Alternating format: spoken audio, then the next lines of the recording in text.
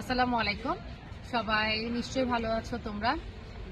আজকে তোমাদেরকে আমি একটা অন্যরকম একটা গল্প শোনাতে এসেছি। আমরা তো অনেক সিনেমা দেখি, মুভি দেখি, আমরা অনেক কিছু আমরা ছবিতে দেখে বা মুভিতে দেখে আমরা মানুষের জীবনের গল্পগুলো জানি, কিন্তু বাস্তব জীবনে যে আমাদের এই গল্পগুলো আমাদের জীবনের ভেতরেই লুকিয়ে আছে, সেগুলো আমরা খুব কম গল্পগুলোই আমরা শুনতে পাই বা জানতে পারি।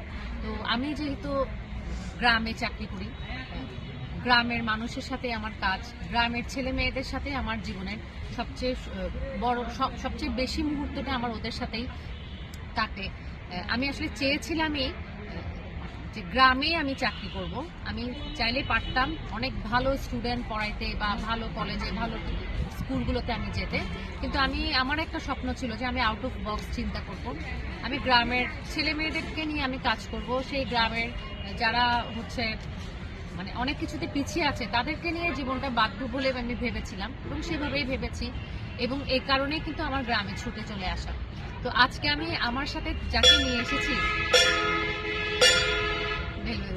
আচ্ছা, আজকে আমি আমার সাথে যাকে নিয়ে এসেছি, একদম ভিন্ন একটা গল্প। আমার পাশে যে মানুষটা বসে আছে সে আমার ছাত্রী, আমাদের ছাত্রী, কিন্তু তার গল্পটা সে এমন একজন ছাত্রী, তার এইজ এখন কত যেন 35 বছর বয়স তার চলছে।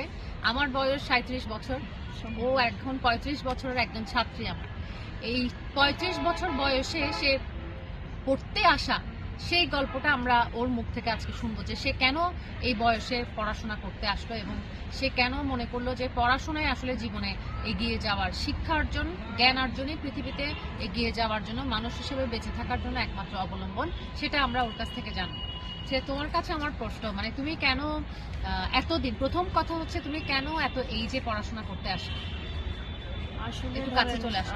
আমি এসএসসি পরীক্ষা দিয়েছিলাম 2006 সালে। তো 2006 সালে এসএসসি দেওয়ার পরে আমি সায়েন্সের স্টুডেন্ট ছিলাম। রেজাল্টও ভালো ছিল। পারিবারিক কারণে বাবা মা বিয়ে দিয়ে দিয়েছিল। তো বিয়ে দিয়ে দেওয়ার পরে আর শ্বশুরবাড়িতে গিয়ে পড়া হয়নি। পড়ার আগ্রহ ছিল, পরিবেশ পাইনি, তাই পড়া হয়নি। আসলে কথা হচ্ছে ওইটা। কিন্তু এরপরে ধরেন সংসারের প্রতি মনোযোগী হয়ে যাওয়া, প্লাস বাচ্চা কাচ্চা হওয়া, এরপরে আর পড়ার আগ্রহটা থাকলেও এটা আর করতে পারি নাই, সুযোগ সুবিধা পাই নাই, বিদায় বলা হয় নাই।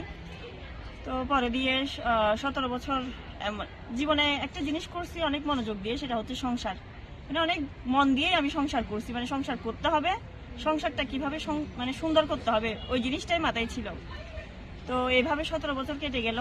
17 বছর কেটে যাওয়ার পরে অ্যাক্সিডেন্টলি একটা ঘটনার কারণে পড়ালেখার প্রয়োজনটা দেখা দিল।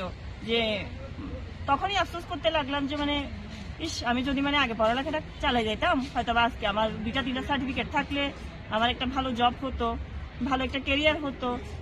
এই বয়সে এসে হয়তো আমার টেনশনে থাকতে হতো না আমি ভবিষ্যতে কি করব, বা ভবিষ্যতে আমার বাচ্চাদের হাত দুটা কিভাবে ধরবো। তো সেই কারণে এখানে এসে এই বয়সে এসে পড়ালেখাটা শুরু করা। আসলে তোমার কাছে মনে হলো কি আসলে জীবনে বেঁচে থাকার জন্য পারিবারিক জীবনটার পাশাপাশি শিক্ষা জীবনটা অনেক বেশি গুরুত্বপূর্ণ, এটা তুমি মনে করেছো আর কি। তো আসলে আমরা মেয়েরা, তুমি কি ধরনের ফিল করো, তুমি তোমার বাস্তব জীবনে কি ফিল করেছো, যে আমরা মেয়েরা আসলে কি ধরনের অঘটনের কারণে আমরা আবারও মনে করি যে আমাদের জীবনের শেষ আস্থাটা, শেষ জায়গাটা আসলে শিক্ষা? এটা তোমার কেন মনে হলো? আসলে মনে হলো বলতে, মেয়েদের সাপোর্ট আমি মনে করি যে মেয়েরা নিজেরাই বিয়ের পরে আপনি প্রথমে বিয়ের আগে জীবন যদি চিন্তা করতে থাকেন, তাহলে মা বাবা, বিয়ের পরে স্বামী। এখন যদি কোনো কারণে আপনার স্বামীর সাপোর্টটাই না থাকে মা বাবার পরে তাহলে আপনার জন্য পড়ালেখা ছাড়া আপনি কোনো কিছুই করতে পারবেন না। ওই পড়ালেখাটাই মূলত আপনাকে সমাজে বলেন, ফ্যামিলিতে বলেন, সবকিছুতে জায়গা করে দিবে শুধু পড়ালেখাটাই, যেটা আমি নিজের জীবনে এসে হারে হারে টের পাচ্ছি।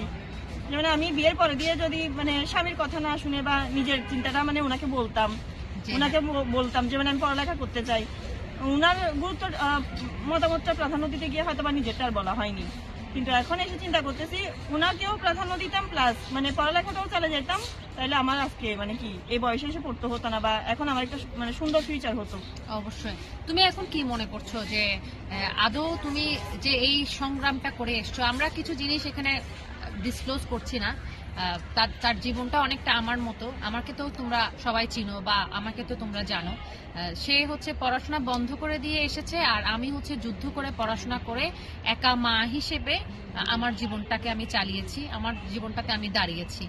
তার তার গল্পটাও অনেকটাই সেরকম। আমরা যতটুকু জানি তোমার যিনি যিনি হাজবেন্ড ছিলেন, যিনি তোমার যিনি লাইফ পার্টনার ছিলেন, উনি অসুস্থ ছিলেন। উনি আসলে ওনার বিয়ের আগে একটা মানসিক রোগ ছিল, আচ্ছা প্রায় 4 বছর, 2001 সাল থেকে 4 সাল পর্যন্ত। ওইটা তখন ছিল সিজোফ্রেনিয়া, আচ্ছা সিজোফ্রেনিয়া রোগ। আচ্ছা, তো ওই জিনিসটা সম্পূর্ণ আমার রেকর্ড কাছে, হচ্ছে তো না? রেকর্ড হচ্ছে? আচ্ছা, ঠিক আছে, হ্যাঁ। ওই জিনিসটা সম্পূর্ণ মানে কি আমার মানে একদম মানে আমার কাছে একদম অন্ধকার জগতে ছিল। ওইটা আমি জানছি 17 বছর পরে ম্যাম। ওইটা মানে ও কখনো বলে নাই বলতে ও ভয় পাইছে, মানে ওর রোগটা ছিল মানে বাজেভাবে ছিল, জানলে হয়তো বা আমি কখনো ওকে ছেড়ে যাব।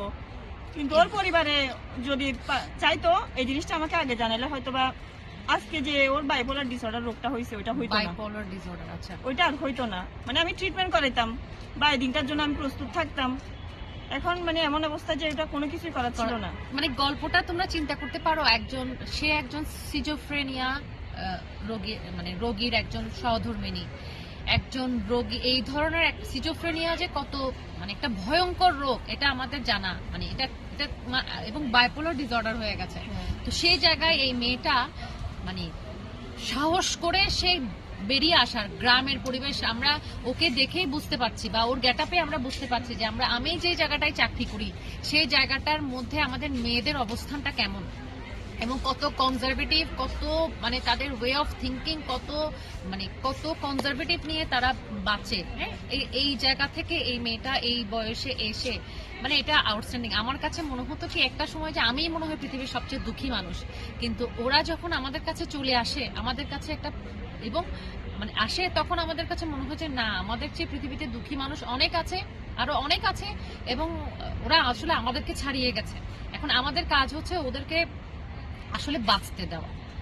একটা জিনিসকে ওরা আসলে মনে করছে কি আমরা নিঃশ্বাস নেওয়ার জন্য এই কলেজটা মানে পড়াশোনা করতে এসেছি, হ্যাঁ, এবং এই নিঃশ্বাসের জায়গাটা করে দেওয়ার জায়গাটা আমার কাছে। এখন তোমার কাছে আমার শেষ প্রশ্ন আর কি, যে তুমি আসলে অ্যাজ এ পার্সন, হ্যাঁ, তুমি তোমার ক্লাসমেটদেরকে কিভাবে মোটিভেট করছো?